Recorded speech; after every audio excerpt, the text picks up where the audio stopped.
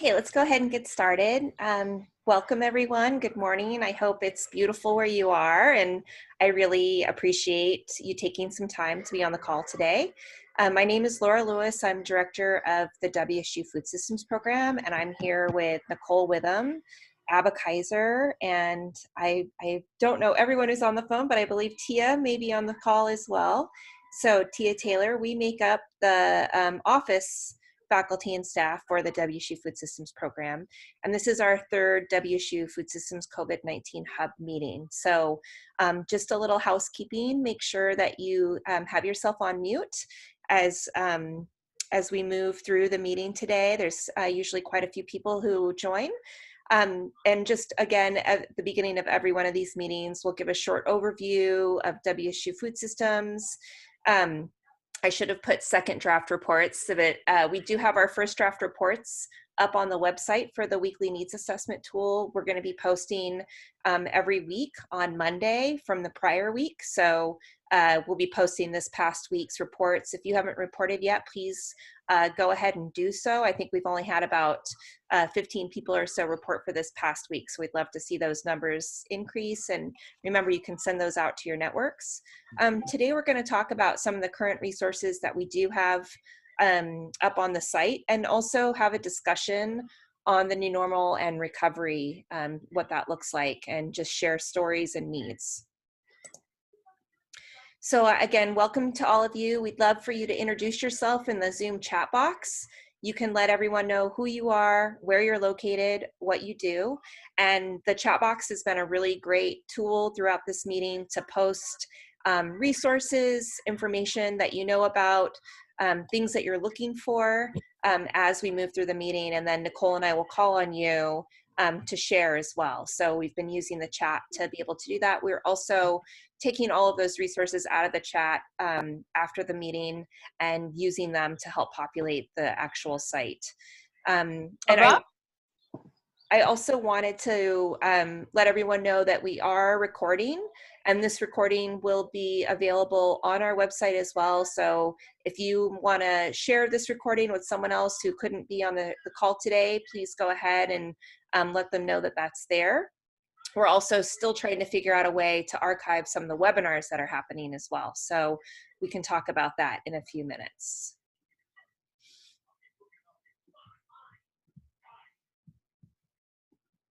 Okay, so just a little bit of information about our program. For those of you who haven't joined a call yet, this is our mission statement. And we seek to work with communities throughout the state to foster viable farm businesses, optimize sustainable natural resource stewardship, and promote scaled processing and distribution, always in the pursuit of access to healthy food for all.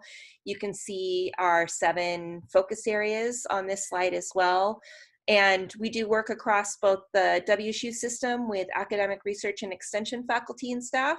And then we have several organizations that are part of our statewide food systems program team.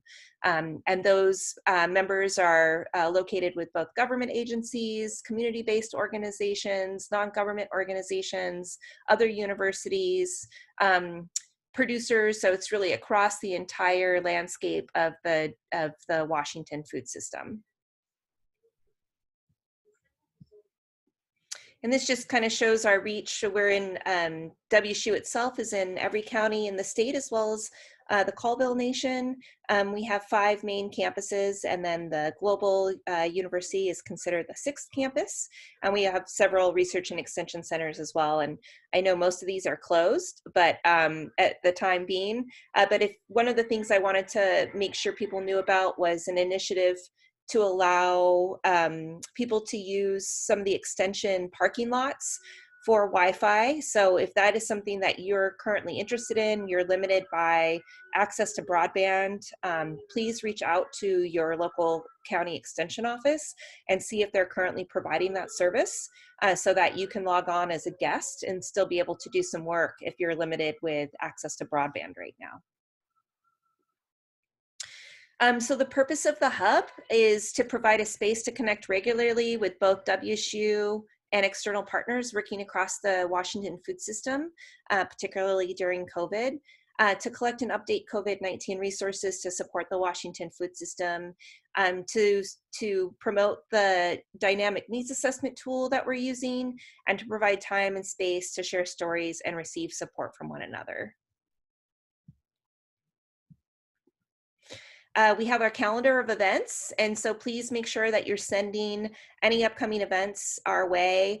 We are part of several listservs, but we don't always see everything that's coming out, especially if it's something that's coming out from another university. I just saw a really great resource that came out from Colorado today that we're hoping to be able to post. So there's a lot of information coming out, not just in Washington State, but around the country. And we want to make sure that we have those useful resources posted for you to be able to participate in. And like I said, we're still looking at a way to be able to actually archive some of those, or at least link to some of those recorded webinars as well. We know that you can't take all of this in. So trying to find a way that we can still link you to recorded webinars. We also have the Farm Finder tool. It's imperfect, but it's there, and we're really hoping to continue to promote the use of this in the interim until something else comes out.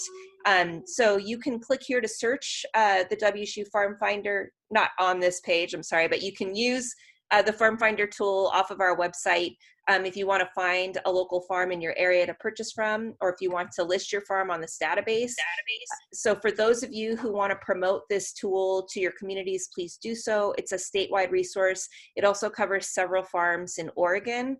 You can sort farms by what they're selling, how they do delivery, if it's a CSA farm, if it's an organic farm. If you come across farms that you know are no longer in operation, please let us know and we can remove them. And if you see farms that should be listed that aren't, please also let us know and we can update that. Nicole is the primary administrator for this program right now, and so she's happy to help you with those requests. You can always reach out to the Cultivating Success coordinators and small farms and food system educators through WSU around the state as well, to let them know that you see opportunity to add more farms or maybe remove some that are no longer in business. So the needs assessment tool, this is a dynamic tool that we've set up as a survey, and it can be taken every single week. So you just pick the range. It has skip logic built into it. So you either select whether you're with WSU or you're not with WSU, and then it goes through a series of questions about the communities that you currently serve, and then some areas of looking at different aspects of the food system and where resources are needed. And so you can go in there and fill this out every single week. We can use this to track need across the state. We can sort this survey tool as well for any of you who are maybe county-based and you want to look at what is being reported in your county. Maybe to use with other organizations that are trying to look at resource allocation or trying to understand need. We posted the one from April 5th through the 11th last week on the website. We'll post the one from the 12th to the 18th, either on Sunday or Monday, so you can see how those needs are changing over time. One of the questions we ask is, do you think something will be a future need? Some of the categories that came up as high need for the previous week were food preservation, resources about food preservation. We're working on that right now to connect you with both the WSU resources that were provided by Liz Ann Hammond recently, and as well as the University of Idaho Cultivating Success resources. So we're working to get those resources available to all of you who are interested. Anything else you know about food preservation. There's also been a lot of interest in fiscal aid for food and farm businesses. So as you see resources that come out regarding that, please let us know. And then also looking at securing more food for our food security systems. So Nicole's going to just take you on a quick tour of overview of our current resources that we have up there and just kind of show you how to navigate the site. We're still working on a search engine as well. So I'm going to stop sharing my screen and let Nicole share hers. Good morning, everybody. Thanks for being here.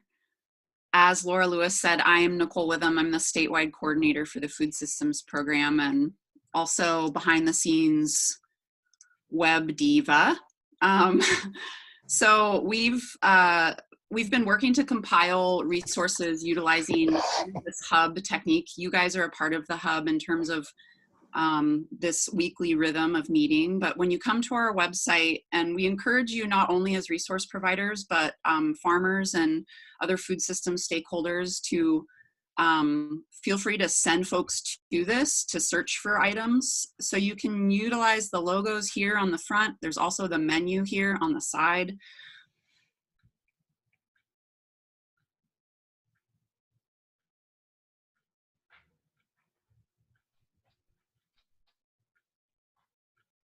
Oh, did we Well, lose? Oh, there you go. as Laura had mentioned, you can still hear me. Can you still hear me? Yes, we can. Let me move my mobile hotspot to the window. I encourage you to just come in here and take a look. You can click on any of the different topic areas. As Laura mentioned, we are working on a better way to be able to search this and to have an overall searchable kind of type in a search here. So we're working on that in the back end. But I also believe one of the most helpful tools is our calendar, which you can view our full event calendar here. I've also been trying to keep up with the different webinars that are coming out.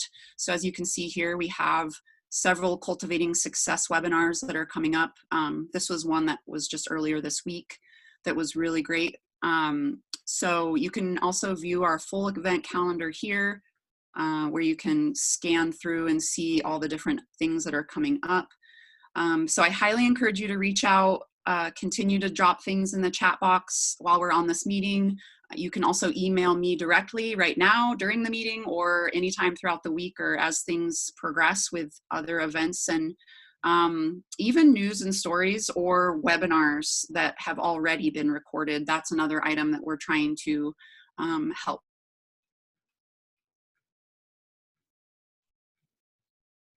Okay, Nicole, I think you're gonna have to stop sharing your screen so you don't use up all the limited cellular data that you have. Good. Great, thank you so much. So today we wanted to really start out, so Nicole just talked about an overview of some of our current resources, but what we really wanted to have today is a discussion of the new normal and paths towards recovery. So there's been a lot of information floating around this week about farmers not having markets for their food being dumped, different ways to connect for business supports. And I just wanted to really open this up for a lively discussion about some of these aspects. And to get us started, I'm going to invite Abba Kaiser to talk about some of the work that's currently happening across the grain sector, and just to provide a catalyst for our discussion today. So I'm going to invite Abba to go ahead and start sharing. Thanks, Laura. Can everybody hear me? Yep. Yes. Okay. I think I'm also trying to join over Zoom. Sorry, I'm on the phone, but hello, everyone. My name's Abba Kaiser, as Laura said. I work with the Food Systems Program as a project manager, and the biggest project that I manage is the Cascadia Grains Conference, which it has the goal of bringing together farmers, millers, brewers, maltsters, distillers, and everyone across the value chain of grain, specifically focused on regional, local markets. And the COVID-19 crisis has really catapulted us into a new space with this conversation, and it's prompted us to reach out to our partners across the nation who are also doing this work. There are several different organizations working within and outside of institutions across the states. The Maine Grain Alliance, the Artisan Grains Collaborative, the California Grain Campaign, UCCS Colorado Grain School, and we've been getting on the phone just to kind of touch base and see what people are up to. And one of the most heartening initiatives that we've seen come out of this is led up by the Artisan Grains Collaborative, which is based out of Chicago. And their program that they've developed is called Neighbor Loaves. And the concept is that participating bakeries will have a little button on their website where folks can buy a loaf for their neighbor as well as a loaf for themselves. So when they check out, they can buy a loaf that will go to a food bank or to someone who needs that. And it's also a way to keep the farmers, millers, and bakers employed with fair wages. And we're seeing a great response to that. There are folks in the Northeast who have really latched onto this idea and are expanding it as well to include hand sanitizer and other things that can be value added on different websites. It's also being explored here in the Northwest. I know Grand Central Bakery, and Essential Bakery, London Plain, and Ben's Bread, just to name a few, along with the Seattle Culinary Academy, are also involved in similar efforts. And so just in terms of a bright spot and just an initiative that we can all rally behind right now, that's what's been coming up from these national conversations. And I just wanted to offer that to the group as a potential model. I've mentioned it to a couple of different folks who work in the food system, and they seem to think that it could be applicable to other things. For example, you know, buying a CSA for your neighbor. And when we talk about a new normal, whether or not it's this sort of reciprocity framework that we're going towards. So Laura just wanted me to share a little bit about that. I'm happy to send resources through the chat box once I get on here. And if you have any questions, you can also reach out to me as well through our website. So I think that's all I had to say about that. Laura, was there anything else you wanted me to add? No, that's great. I would love to just kind of open it up for discussion now. If there's anyone who has heard of this program or similar programs. I know that with both the many farmers markets across the state either closed or limiting the number of customers, there's really a huge need to shift in terms of what we think of as direct-to-consumer markets.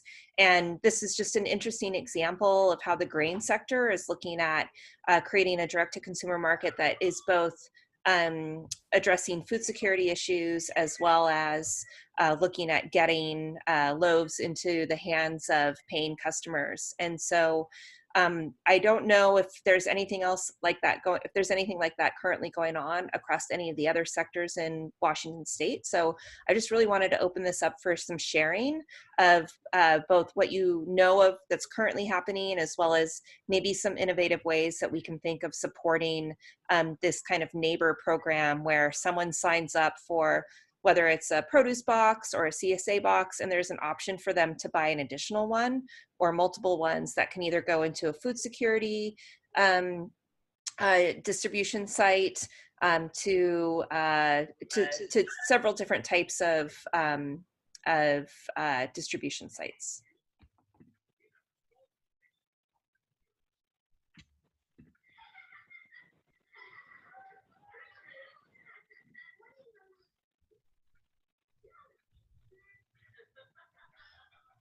One thing that I found really thoughtful this morning, I don't know how many of you on the phone are on the TILTH Alliance conference planning. Is anyone from TILTH or that serves on that on the line? I think that the response that Chandler Briggs as a farmer had to how we can better support the farming community moving forward, I think that would be a fantastic conversation to open up if there were a few folks on the line that would want to say a few words about their thoughts.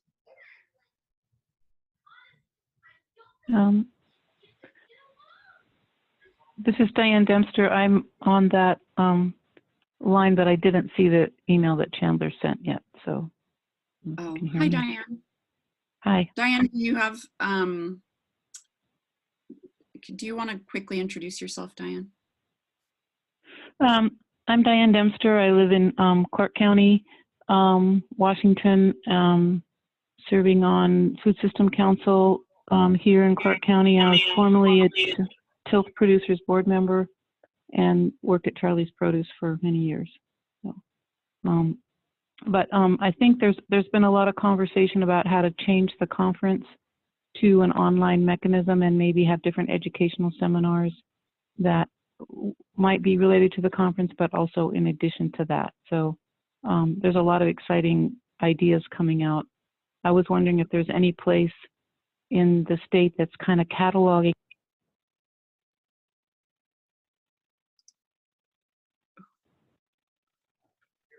We can't, you muted yourself, Diane. Oh. There you go.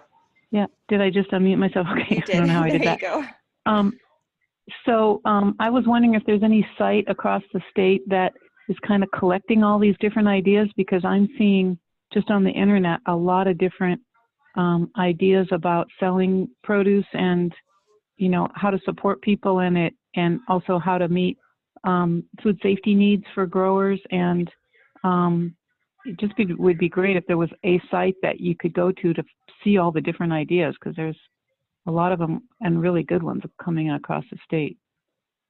So maybe that's what this call is for. Yeah, definitely. I mean, I feel like that's something that that's one of our goals, is to be able to create a repository of those ideas, and maybe even ones that we're brainstorming about. There might be some space that we can have sort of a brainstorming report out or something like that.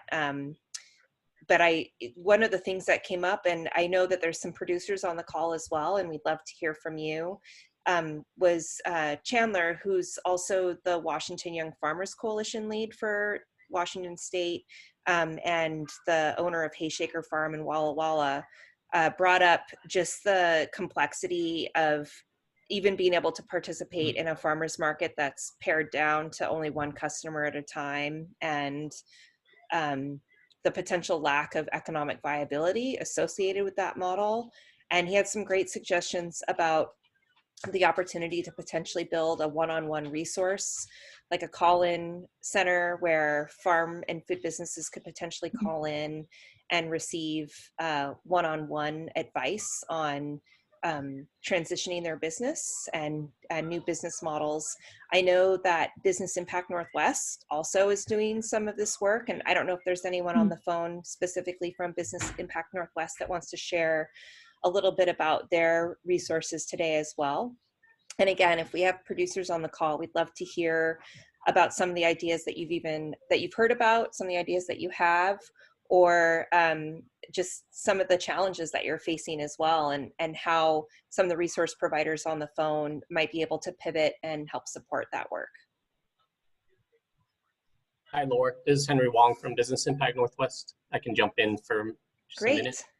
But yeah, so I've been on these calls. So Business Impact Northwest, so what we do, we're a technical assistance provider. And so we basically do any kind of training as far as anything you need to grow or start your business. And we also have a lending side as well to help support those efforts as well. So if we have clients that come to us and they're looking for capital, whether it's equipment upgrades or hiring employees, that kind of thing, we can figure out ways to get that capital to you. But on the technical assistance side, as Laura mentioned, we're definitely working on figuring out how that might look for farm and food businesses. So we just built out a new food business resource center, and we're trying to specifically target food and farm businesses because there's so many very specific needs that those types of businesses have. So as we try to figure out what everyone needs, we're going to start to build a more robust set of resources that we can guide people through or connect people with. So I'll put my email in the chat box. So if anyone has any follow-up questions, definitely feel free to reach out to us. And Henry, I just have a quick question. What came up last week on the call was the opportunity to create some short videos that would also be in Spanish and other languages. And I'm wondering if you folks have any plans to be able to do that, or maybe there's some opportunity with some of the resources that you are developing to be able to have them translated into Spanish.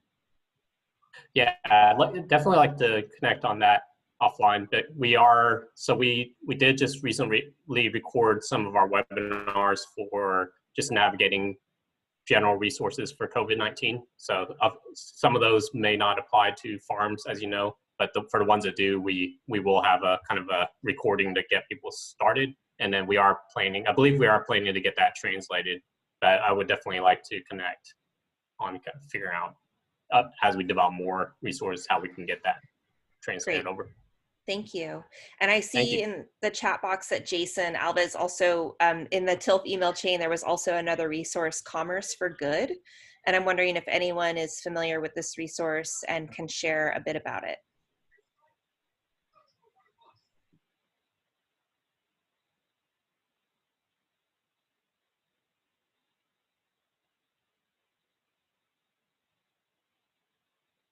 I also shared the link to the Business Impact Northwest Launch Your Business GoDaddy.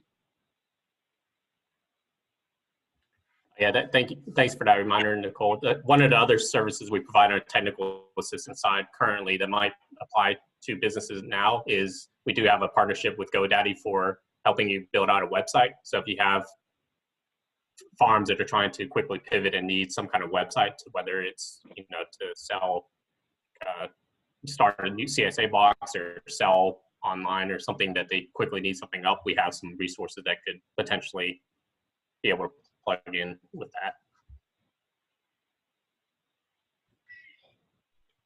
Great, thank you so much. So, do we have any producers on the line today that want to share? Marissa, did you want to speak up? She had some feedback from producers in the Whatcom-Skagit area. Hi, this is Marissa from Sustainable Connections in Bellingham. We had our first modified Bellingham Farmers Market this past weekend, and it was a mixed response. I think that we had one bread producer there who was sold out, and several farms who I think were less than satisfied with the turnout. We're looking at how we can help streamline the payment process. So I'm looking for any solutions that folks are coming up with that we can share with our market up here. But we've also seen some really creative things happening. For example, the Mount Bakery is a restaurant that has been closed for a while, but they've decided to open Saturdays and Sundays for takeout, but they've also looped in Foothills Farm in Skagit, who is providing eggs and vegetables to the Mount Bakery. And then a flower farm is supplying bouquets, and they're taking orders over the phone and online, and they have been sold out every weekend that they've been in operation doing this. So lots of creative things. We'll be hosting a farmer chef food business online mixer. We normally do an in-person one at this time of year, but we'll be doing that on Monday and kind of sharing out with businesses in our region what's happening there and looking for more opportunities to help businesses do things like that. We're also looking for a lot of drop sites for CSAs, so I'm curious if anyone has any innovative best practices in that realm. For example, Western Washington University has about 79 members that want to sign up for a CSA through Western, and we're looking for places to help them facilitate pickup since they can't do it on campus.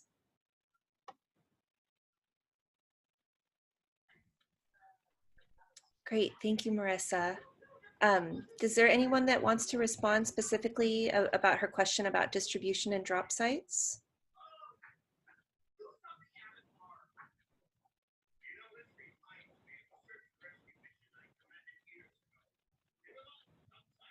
Hey there, this is Benji Ostracon out in Clallam County with WSU Extension.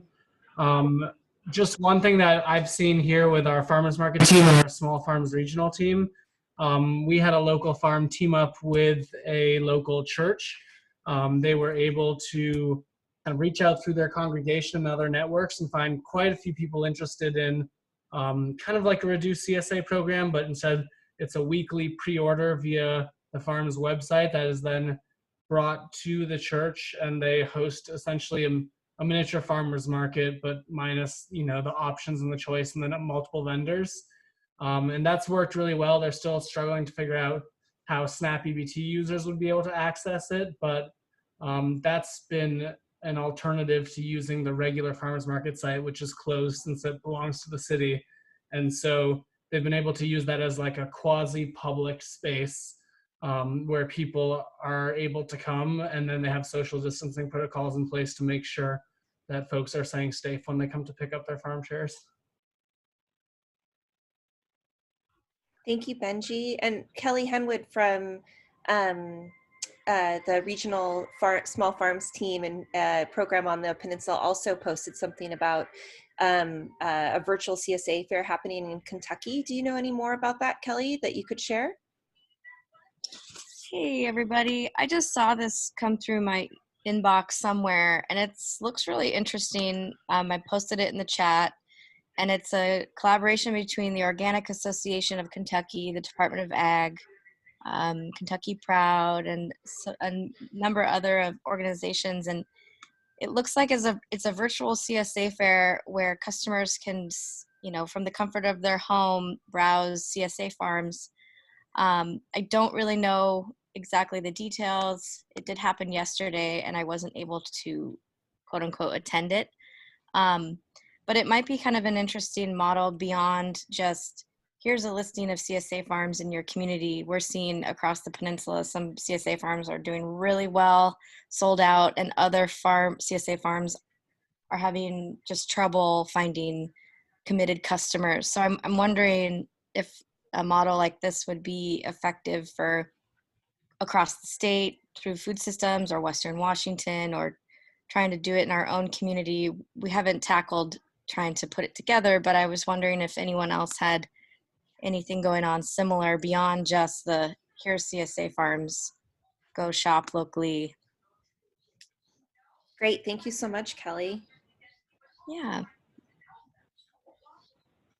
And Marissa just posted as well that they did a virtual CSA Meet Your Farmer between Sustainable Connections Tilth and the Washington Young Farmers Coalition. And was that statewide, or was it focused primarily on Western Washington? Yeah, so every year we host a Meet Your Farmer CSA fair in Whatcom County. This was the first year we extended that into Skagit County.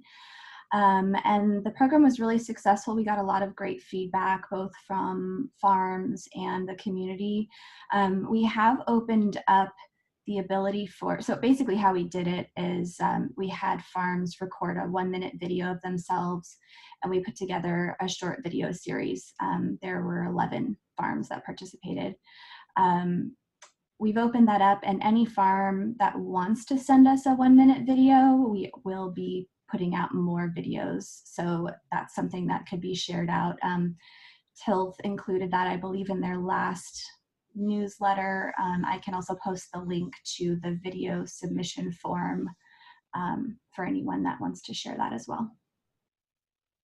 I think that's a great model too, because the production aspect of it becomes really easy when the farmer themselves can send you something and then you help promote. That's, I think, a really great model.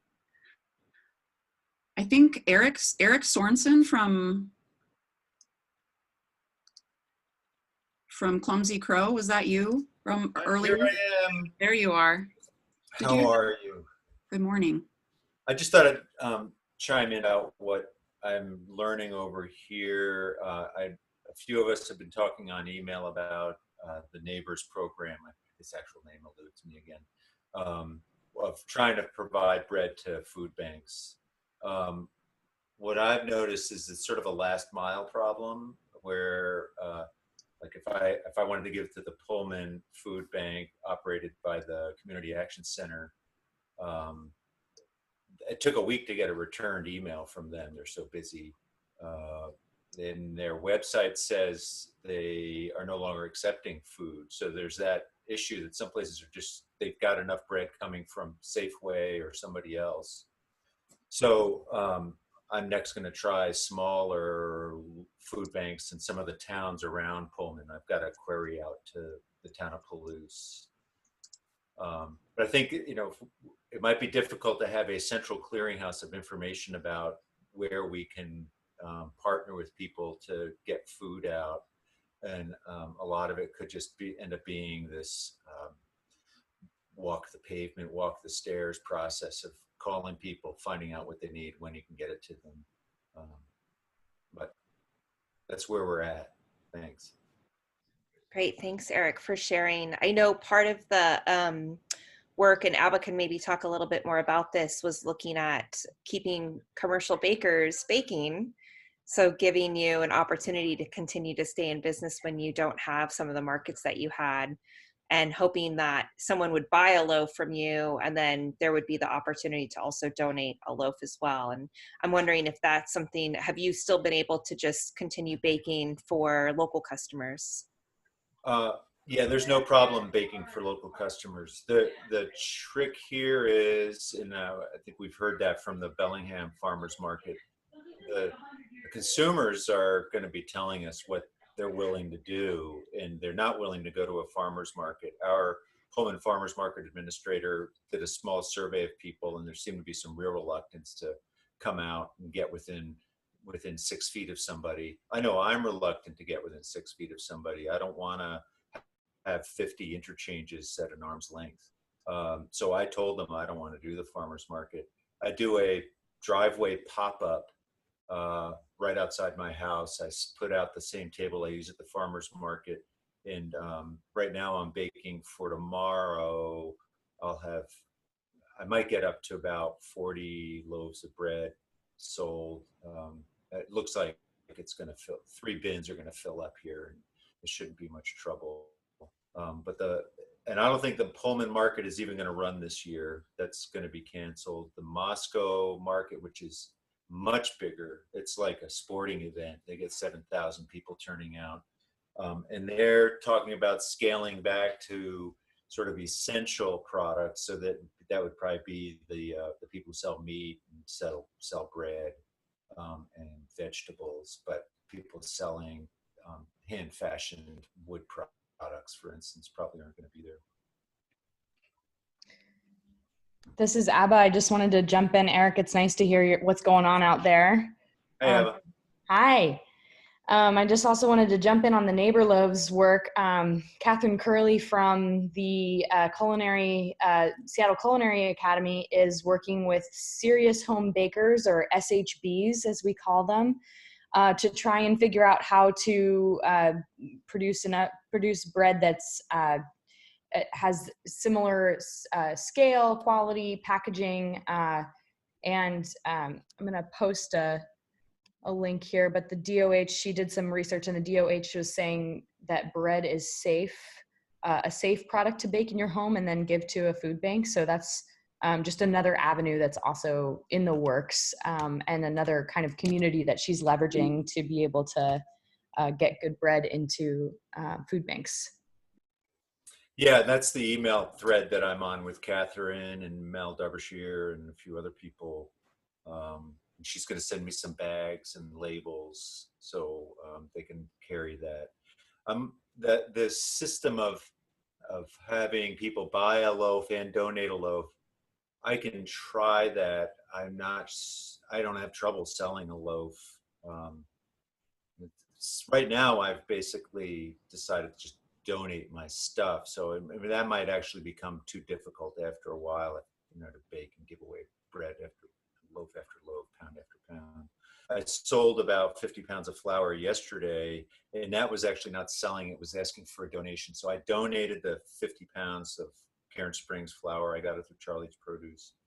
And then I asked people to make a donation above and beyond the $5 a pound that I thought was reasonable. And I did pretty well with that. I got about $100 out of that, and I told them I'd round up to $150, and that will give to the Community Action Center for a system where they have people picking up a food bank box will also get a coupon for a meal from a local restaurant. And so what I'm doing is buying those coupons, and that way my customers get a flour and a little bit of sourdough if they want it. The restaurants get some business, and food bank people get a break where they can get a meal out on the town. It's put out on the town, it'll be a pickup thing. But so there's a few little things we can poke at and see how they work here. That's great. Thanks, Eric, for sharing. And I think one of the things that we were really interested in with the Neighbor Loaves model was some of these other ways of applying it. So whether it's through purchasing an additional CSA or the example that Eric provided too about being able to provide coupons to restaurants, that could also go into as a food pantry item. And I'm wondering if people have heard about that happening elsewhere across the state. And then I also wanted to, if after we have some sharing about that, go back to Diane Smith, who shared a link about a toolkit to support farm to grocer in Minnesota, and then also hear a little bit from Hannah Browse as well about what's happening in the Gorge.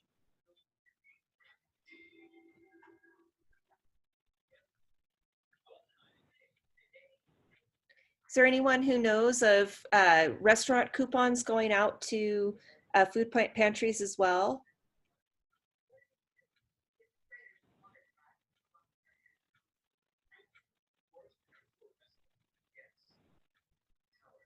Okay, well, I'm going to put Diane on the spot then and ask her to share a little bit about the resources that she just posted in the chat box. Okay, thanks, Laura. I know that getting food to the consumer sometimes can be difficult because it's not in their typical routine. And so using a rural grocery store may be an option, having the farmer connect with the grocer and then dropping off a CSA type box. There's a toolkit that was developed out of University of Vermont, the Farm Fresh Food Box, and it goes through how to establish that relationship, as well as the model of posting what would be available and then having the consumer come in to the rural grocery store and purchase and pick up the box. And then the other is out of University of Minnesota. They have a toolkit as well describing the process to help farmers start to penetrate that marketplace. Great, thank you so much. And can you share a little bit about what you and Liz Ann are working on as well, looking at Preserve Skagit? Yeah, we're looking at ways of getting the word out that as families or as consumers have excess produce or want to follow safe food handling practices, that the Extension Service throughout the state has a plethora of information. We have classes, we have fact sheets, and what we're finding is people are saying, "Oh, we want to do that. Where do we go?" And so we want to increase awareness of the availability. We have online instruction as well as print materials and hands-on classes once we can get back into meeting with folks in classroom settings. Great, thank you. And Hannah, I wanted to have you just talk a little bit about the fact that in the Gorge, the farmers markets actually opened early and what that's been like. Yeah, so the Hood River Farmers Market is ran by Gorge Grown, and so they actually opened the farmers market an entire month early. They did get some pushback from what I've heard from elected officials that were concerned that maybe this was like a destination market and it might bring more people to the Gorge area. And we have really asked that that people don't come here to recreate. We just see a huge influx in the Gorge from Portland as people are looking for ways to get out. All of our trailheads are closed, things like that. So one of the things that they did is they asked for everybody's zip code, and 98% of people were living locally and purchasing from our local farmers. So it wasn't something that was like bringing people from out of town, necessarily to this farmers market, which was an initial concern. I shared a link in the chat box that the Gorge Grown did a great job of setting up just all of their protocols. So some of the things that people are sharing that they're kind of struggling with, I think are addressed if you follow that link. But they talk about about the farmers markets being essential as deemed by our governor. They talk about the commitment to the health and well-being of the entire community. And so what does that look like? What's the new protocol look like for the farmers market? All the vendors needed to be able to have a mechanism in place to take payments that didn't involve cash. So using Venmo or a system similar to that. the produce is all set back, so there's no fondling to find your your most desired produce. You say what you want, like I would like that bunch of leeks, you know, that from behind. And then they only let a certain amount of people into the market at a time, and the booths are much more spread out than they normally would be. And people are reporting that they have had some of their absolute best sales. So this weekend will be the third weekend for the farmers market to be running. But I think that they're just doing the best job they can of taking into account like all of the best practices for markets that are running and recommendations from the CDC. They're also doing more vulnerable populations.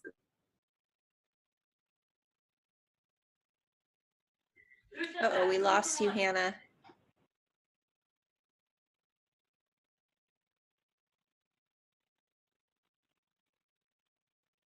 Laura?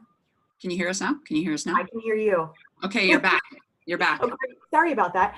They're also doing a $30 bag of produce that is you call ahead and just say, you know, yep, I'm in the more vulnerable population. I don't want to walk through the market, even with all of the safety features that you have implemented.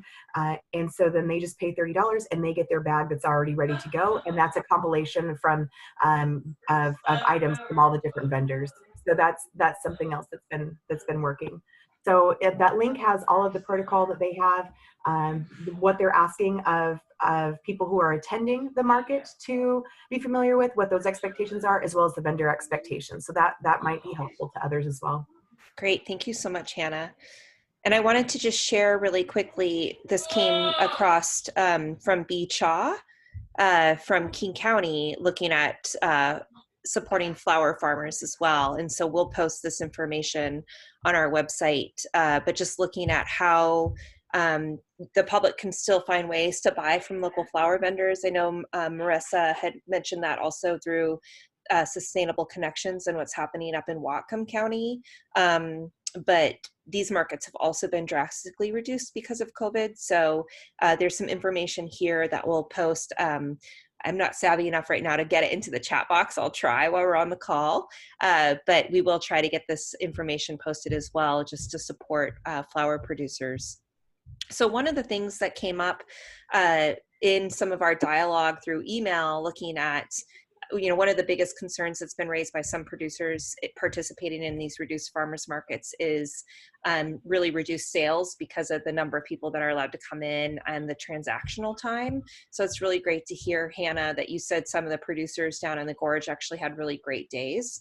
I think that's something that there's a lot of anxiety about, just the amount of labor that goes into participating in a farmer's market to begin with, and then to see the restrictions, which are all good and wonderful to have in place, but how that's going to economically impact farms that are participating in some of these forums.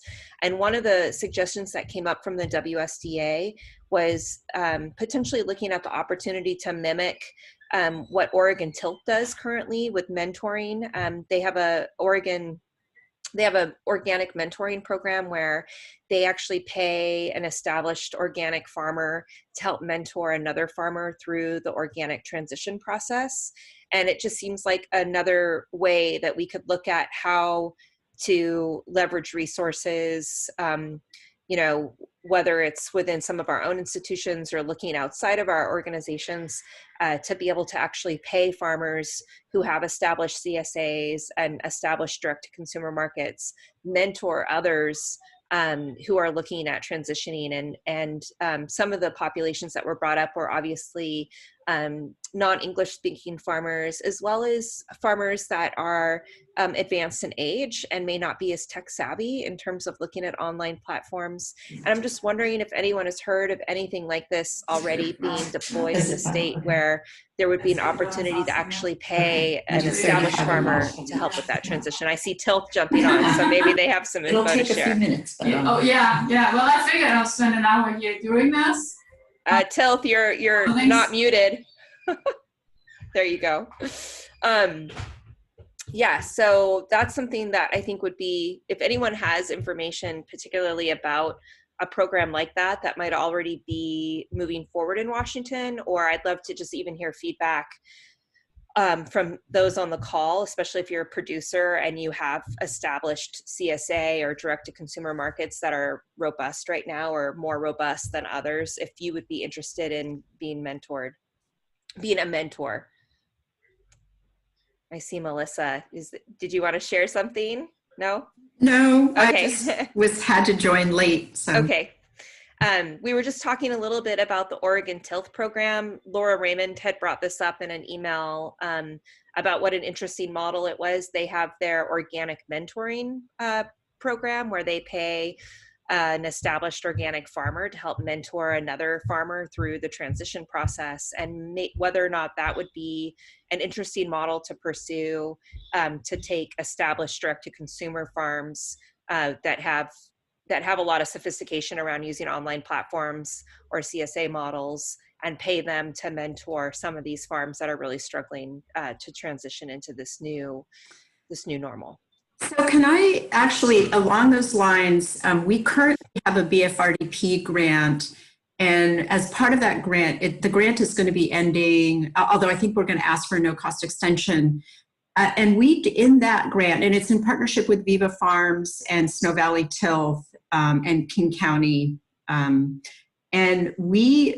one of the original proposals as part of that grant was to start a mentoring, sort of to try and establish sort of a new and beginning farmer mentoring program. But we were never able to actually make that work. But there's funds in there to pay mentors that currently we don't know how we're going to use.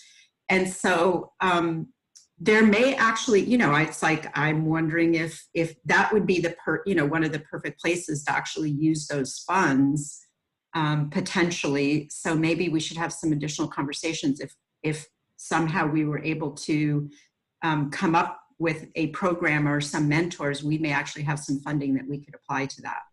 That's excellent. Yeah, let's definitely talk about that, because I think that it was a great suggestion, and it's a great way to be able to provide. And I know some farmers had even volunteered their time, but I think it would be really nice to be able to come up with a way to compensate those farmers that have an expertise in this area to be able to mentor a few farms as they transition to this new normal. So that would be awesome. Yeah. Excellent. Great. Yeah, let's look into that. Okay, perfect. Thank you, Melissa, for sharing.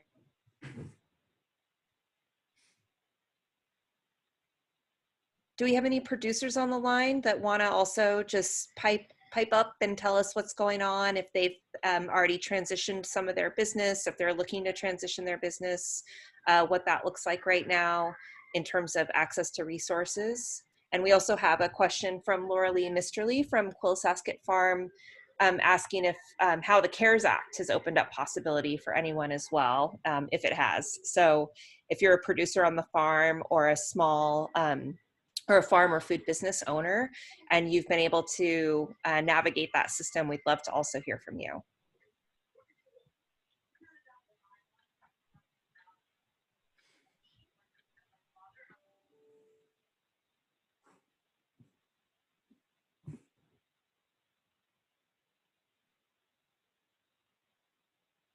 Like it.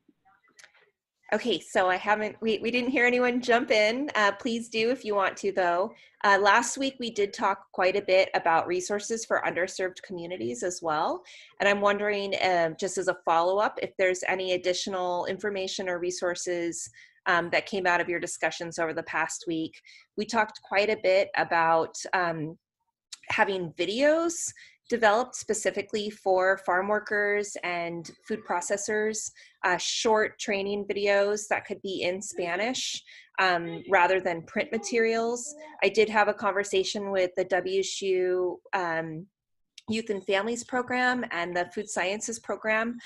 They have produced several print materials that were in Spanish, but we're really looking at whether or not they have some capacity to do some really short training videos that could be translated into Spanish or have Spanish dubbed over them.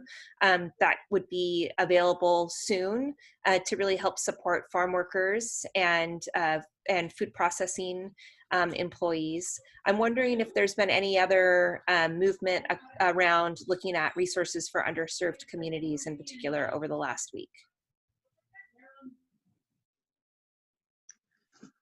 This is Courtney with American Farmland Trust, and something that I saw come through my email was a supporting flower farmers toolkit. So that's something that I could send to Nicole to just add to a resource list. It's predominantly focused in King County, but it could be used as an example elsewhere also. I think I actually, for everyone, I already posted that. I got that email. Thank you. Oh, great. Awesome. Yeah. And I already posted it in the chat box. So it's a little bit wonky because I copied it from my email, so it's spaced out. But it's a fantastic idea about even using provided photos to do some social media marketing. So posting photos of flowers or the farmers themselves. They've provided a folder of photos. So I posted the link to some of that activity. Have you, Nicole or Laura, have you seen the, there is going to be a Zoom meeting or a webinar that's being put on by the Farm Worker Justice Coalition, whatever it is. Have you guys? Yes, yes. Okay. I was just trying to find it, but. Sure, it's in my queue to post on our calendar. Okay. I know Hannah Browse and I and Laura emailed about it, and we're all interested in being on that. That is, I think, another topic. Here it is. Did you find it? There you go. I just posted it in the share box, but it's going to be on April 23rd at 10:30, moderated by Food First, featuring Edgar Franks.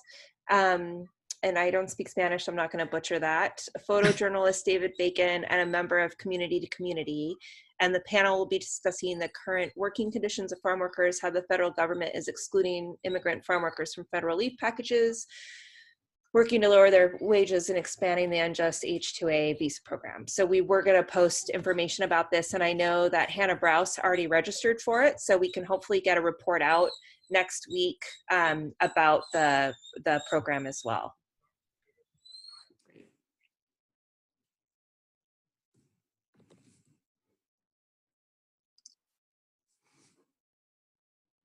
I'm wondering now that Melissa and I think Terry from TILF are on.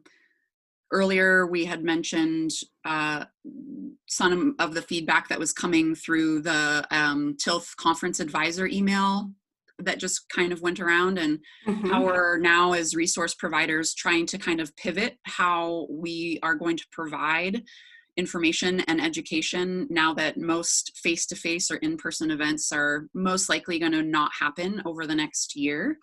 And I'm wondering if you guys have any thoughts, or if there's anyone on the line as far as how people are beginning to navigate that, and what sort of kind of creative ideas that are coming up. And I know a lot of it has to do with switching to online for your plant sale and such, but I think more in lines of like in-person educational events. How now are we going to be creative about that?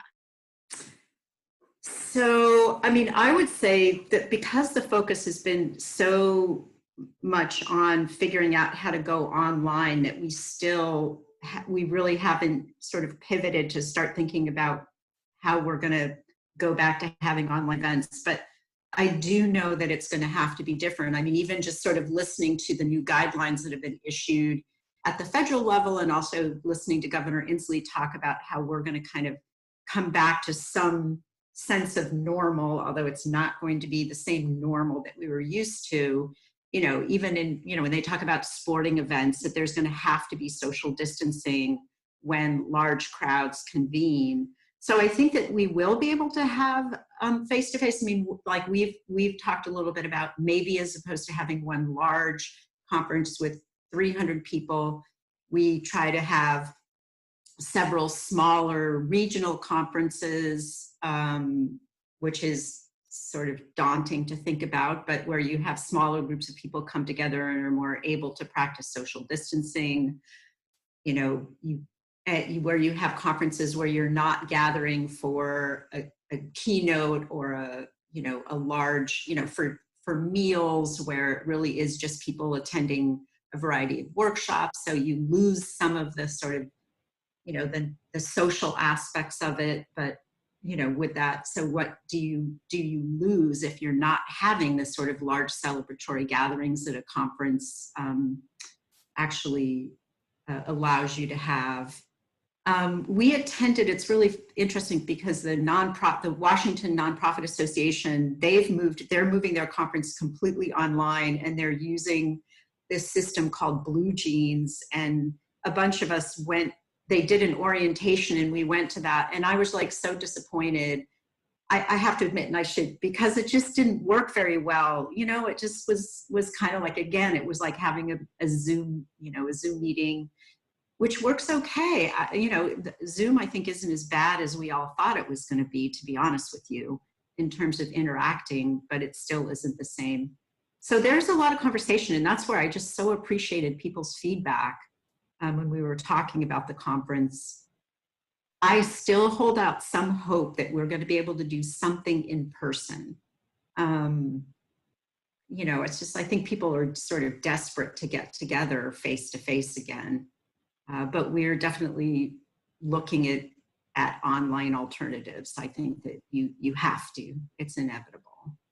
Using videos, I mean, we found that in adjusting, in putting our online gardening classes online, that the use of videos is really helpful. So we've been producing a lot of videos where people can actually experience someone going out and planting a seedling. They can see it, and they just can't necessarily be doing it themselves, but at least they have a visual of what it looks like, or transplanting a seed start or whatever it might be. And I would, if anyone else has been thinking about these things and have thoughts about it, but I think it's just really evolving and depending on where we are as a state in terms of our social distancing sort of requirements. Frustrating. Yeah, I know. I don't want to volunteer ABBA again, but if you're still on the call, maybe you can talk a little bit about the shift for the Quinoa Symposium that you were planning on hosting, that we were as a program going to host in August, and what that's looking like right now. Sure. Yeah, I was actually just texting Tilth Alliance privately, just saying, yes, let's talk. But we're having a call today actually to finalize this decision, but it's looking like the International Quinoa Research Symposium that is hosted by the WSU Seed Systems Lab, and our program is going to be moving to an online platform in August. And so, hopefully with our sort of international scope, that can actually allow for more accessibility for folks. But now we're having to kind of make the decision about, do we monetize it? What kind of platform is most appropriate? Do we roll it out is it beneficial to release this curriculum really as an event?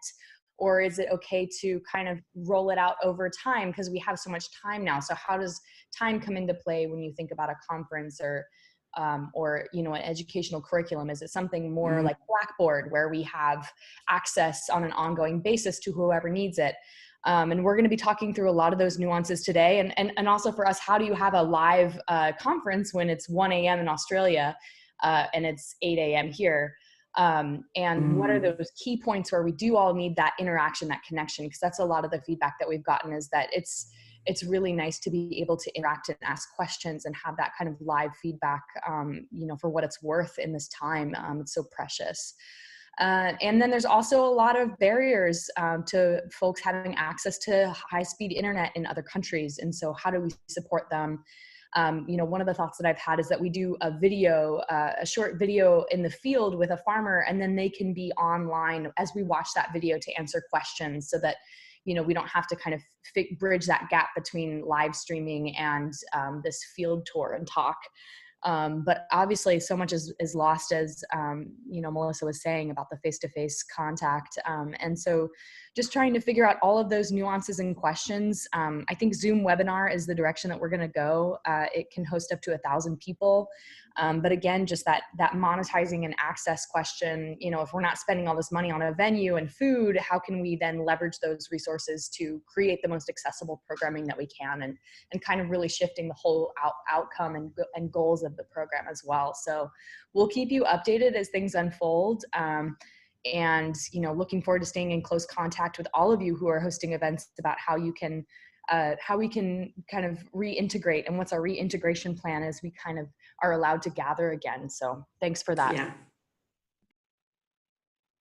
I think we also have the issue, I mean, we, in rural areas, even here in Washington, sort of the internet is also an issue and may be an obstacle to some people really fully being able to participate in an online program. So and that's something that we're still working on with WSU. And Karen Ullman from the WSDA just mentioned me to repeat what I said earlier about, they're calling it dry-fi instead of Wi-Fi, but it's using parking lots to access internet for people that don't have, either don't have any connection or have very limited connection.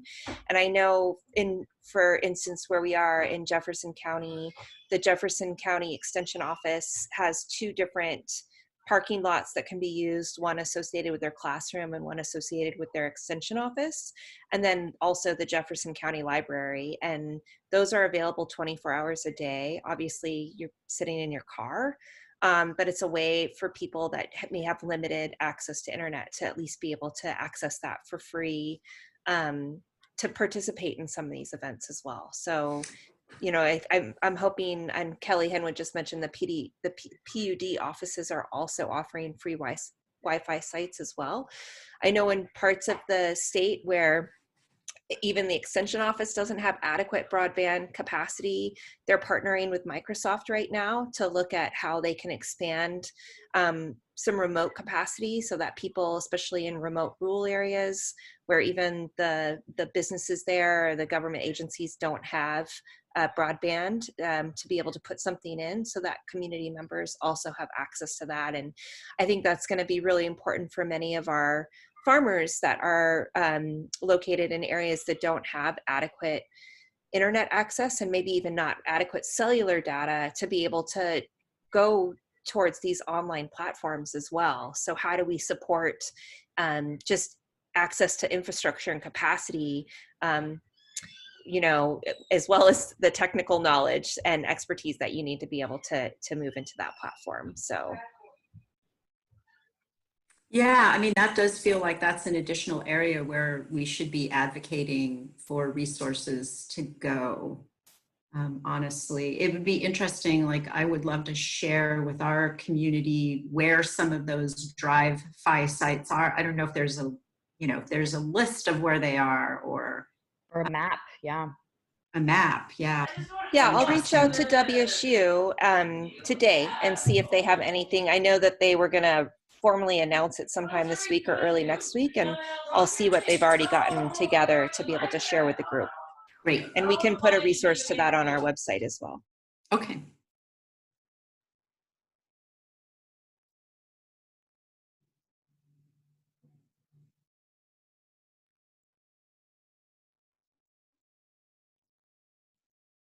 Also seen a really interesting comment from Marissa about device resources available, like iPads, phones, that farmers may not have an up-to-date device. And that's also a really great point, that maybe, I know the schools have been checking out Chromebooks and laptops for students who don't have technology in the home that they can use to stay up to date. But that would also be a really interesting program to potentially look at, some sort of tech share or equipment share, where there would be access to devices that farmers could use on a regular basis to be able to keep their website and their business up to date.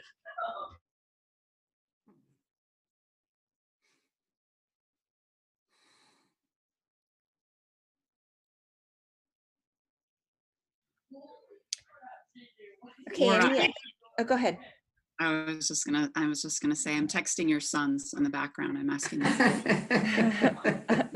I just told them to keep it down. Calm down. They're wrestling in the other room.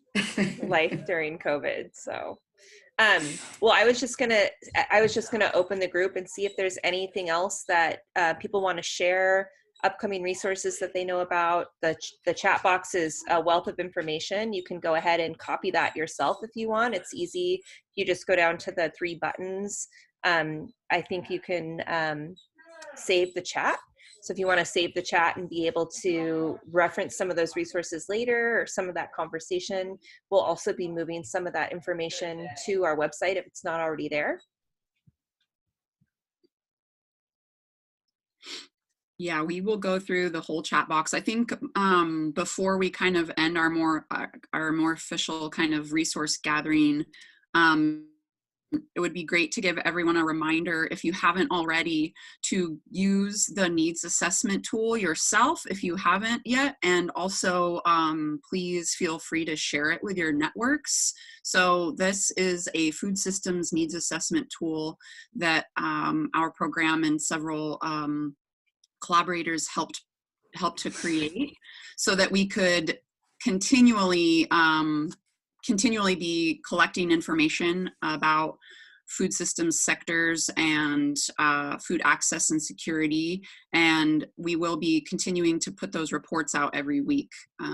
So if you haven't already, I will post a link in the chat as well for that, and I highly recommend. It's a fairly quick process to go through it, and if you even wouldn't mind taking the time to promote it through your networks, sending it out through any email networks that you have and or through social media. It's not only for resource providers or WSU staff, it's also for other food system stakeholders, farmers, distributors, so on and so forth. So just another plug for that. Please take a quick moment to do that. We'll continue to remind you, and if you just want to make it your rhythm that every week when we pester you during the hub meeting, that's when you do it, that's great. But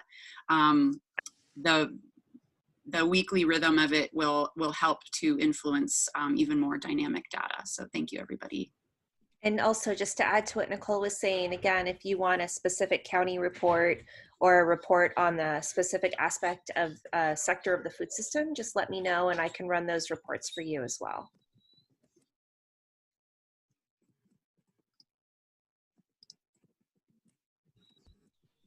Well, if anyone else wants to share, we can definitely stay online, but we're also happy to give you 45 minutes of some sunshine to enjoy before you probably have to hop onto your next Zoom call or another virtual meeting. So again, I just want to thank you all for participating in this hub.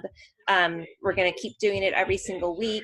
Like I said before, we've held 2 hours aside just in case we ever need it, but we are anticipating that these calls will be about an hour to an hour and a half each. Please come with resources, questions, concerns. We'll see you all next week on April 24th from 10 to 2. 10 to 12, sorry. Great. Thank you, everyone. Thanks, Laura. Thanks, Nicole. Thank you. Oh, and one thing we have done every week is try to do a Zoom selfie before we end. So if you want to be brave and share your camera, if you haven't already, you can participate in our Zoom selfie. There's Abba, she's fixing her hair. Excellent.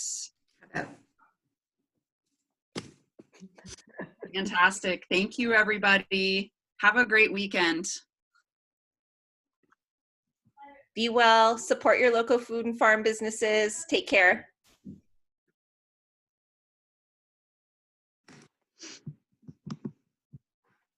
Aww, that's so nice.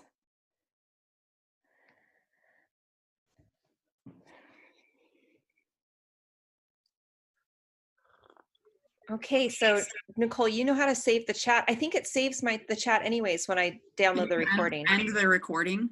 Yeah. Okay. So I will do that. Once I leave the meeting, it will start to download. So I will do that now. I'll leave and then it should start to download. Thanks, everyone. Thank you. Yeah,